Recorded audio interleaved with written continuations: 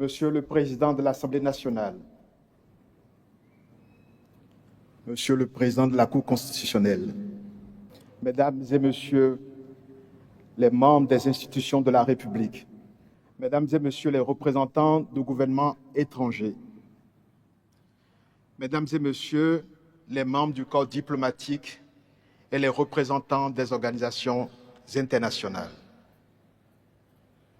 chers invités, mes chers compatriotes, en cet instant où le peuple béninois me confie la charge suprême de conduire notre nation, j'éprouve un sentiment profond de reconnaissance et de gravité. Je mesure l'honneur qu'il m'a fait le 12 avril dernier en sortant massivement accomplir son devoir citoyen. Je mesure surtout la responsabilité qui en découle. Car il est dans la vie d'une nation des moments où une élection dépasse le choix d'un homme pour devenir le choix d'une direction, le choix d'une méthode et le choix d'une ambition partagée.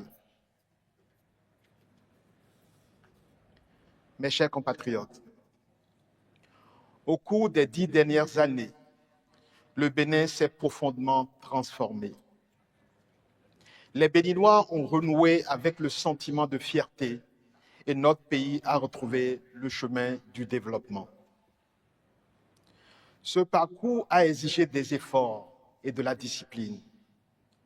Il a imposé des sacrifices qui ont permis à notre nation de retrouver quelque chose d'essentiel, la confiance en elle-même.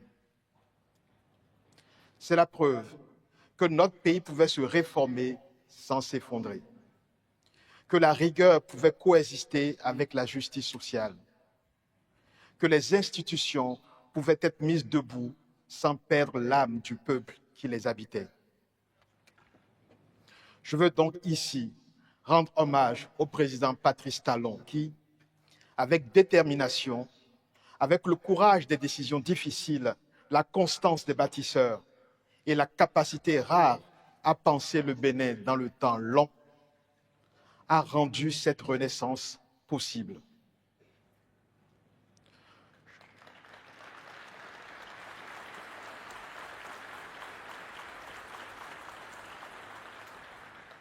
Je voudrais aussi rendre hommage à nos pères fondateurs, en particulier aux autres présidents qui se sont succédés à la tête du Bénin depuis l'avènement du renouveau démocratique en 1990.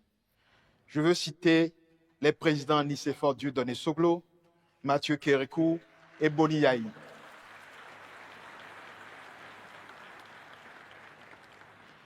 À leur suite, à tous, je veux être le continuateur de la tradition de paix qu'ils ont instaurée au fil du temps et qui nous permet, malgré nos incompréhensions ponctuelles, de faire front pour relever le défi du développement.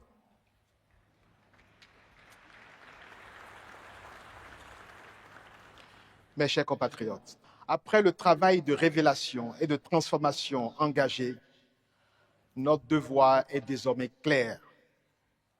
Faire en sorte que la force retrouvée par notre État se traduise plus profondément dans la vie quotidienne de chaque famille béninoise.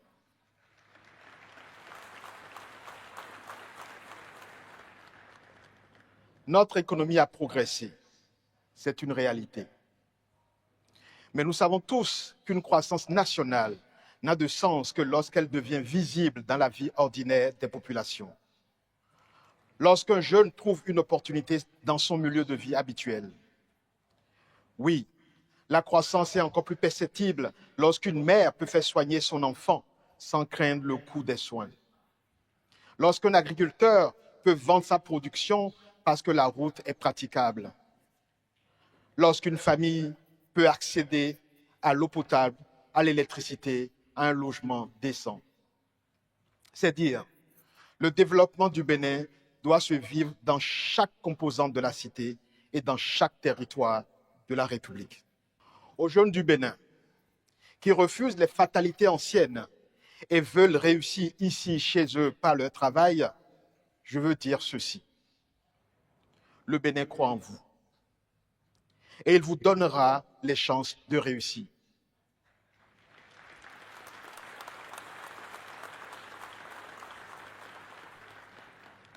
Aux femmes du Bénin, qui portent silencieusement une part immense de notre économie et avancent toujours avec courage et dignité, je veux dire ceci.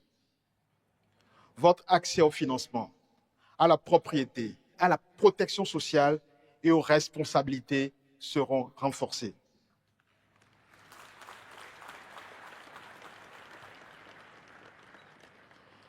Aux agriculteurs du Bénin, dont l'abnégation au travail se doit d'être davantage reconnue, je veux dire ceci.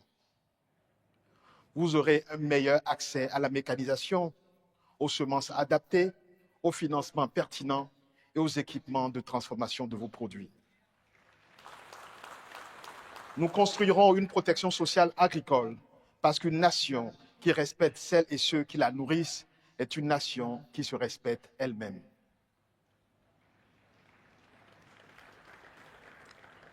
À notre diaspora, à ces femmes et ces hommes qui vivent loin de leur terre natale, mais dont le cœur demeure attaché au Bénin, je veux dire ceci. Le pays que nous bâtissons est aussi le vôtre. Et à celles et ceux que l'histoire a éloignés de cette terre il y a des siècles, fils et filles d'Afrique dispersés par la traite, je veux dire ceci.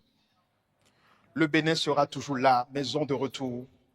Notre porte demeure ouverte et notre mémoire fidèle.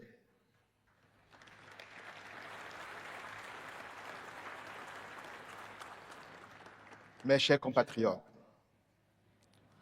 en prêtant serment devant la nation, je prends aussi un engagement clair, celui d'être le garant de nos institutions, de l'état de droit et des libertés fondamentales.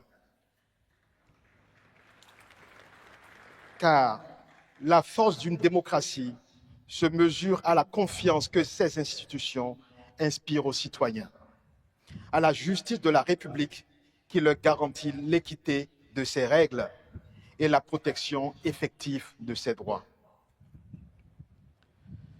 Cela sera d'autant plus important que notre région vit une période de tension grave avec le terrorisme qui progresse.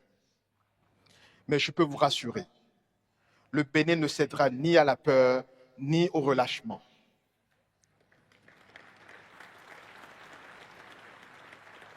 L'État sera ferme face à tout ce qui menace notre cohésion et notre sécurité. Nous continuerons d'investir dans nos forces de défense et sécurité. Et surtout, nous allons également construire la sécurité par la poursuite du développement des services sociaux de base, l'offre d'opportunités économiques locales et le maintien de la présence effective de l'État partout sur le territoire. Il en sera ainsi, car notre sécurité est notre unité, et notre unité est notre force. Mes chers compatriotes, avec nos pays voisins, nous mettrons un accent particulier sur l'approfondissement de la coopération régionale. Le Bénin continuera d'agir pour la stabilité, le dialogue et le respect. À nos pays frères d'Afrique et d'abord à nos voisins de la sous-région, dont je veux saluer ici la présence à nos côtés, tant elle nous réjouit. Je veux renouveler le message de fraternité du peuple béninois.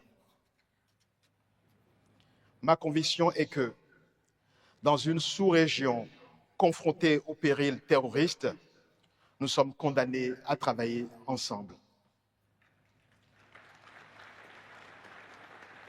Je veux donc réitérer la disponibilité du Bénin à agir de concert avec eux pour venir à bout de ce fléau. Je veux leur dire ma conviction qu'ensemble avec eux, nous pouvons bâtir une Afrique puissante en faisant nos propres choix d'orientation. nos propres choix d'orientation stratégique et surtout en veillant à leurs bonnes exécutions. À nos partenaires internationaux, ceux qui nous soutiennent dans cette démarche, je veux dire que le Bénin demeurera fidèle à ses engagements et attaché à des partenariats fondés sur le respect mutuel, la confiance et l'intérêt partagé. Le Bénin restera ouvert au monde sans jamais s'éloigner de lui-même.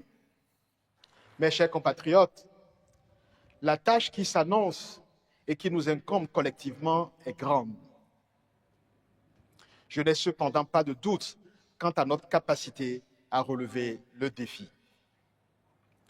Je suis persuadé que, comme nous l'avons fait ces dernières années, pour hisser le Bénin au niveau où il se trouve actuellement, nous saurons encore nous mobiliser et nul ne sera de trop sur ce chantier pour prolonger notre belle épopée.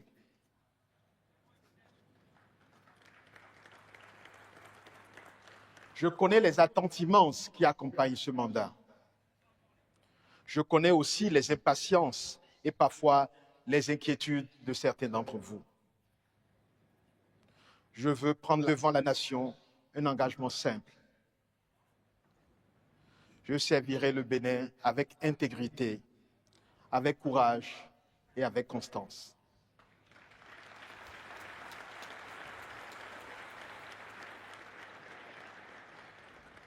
Je servirai avec la conscience permanente que le pouvoir n'est jamais un privilège personnel.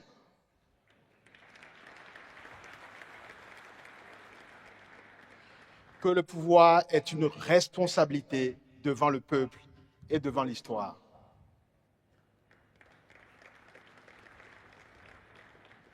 En ce jour, je formule un vœu pour notre nation. Que le Bénin demeure libre. Que le Bénin se tienne debout, toujours plus haut.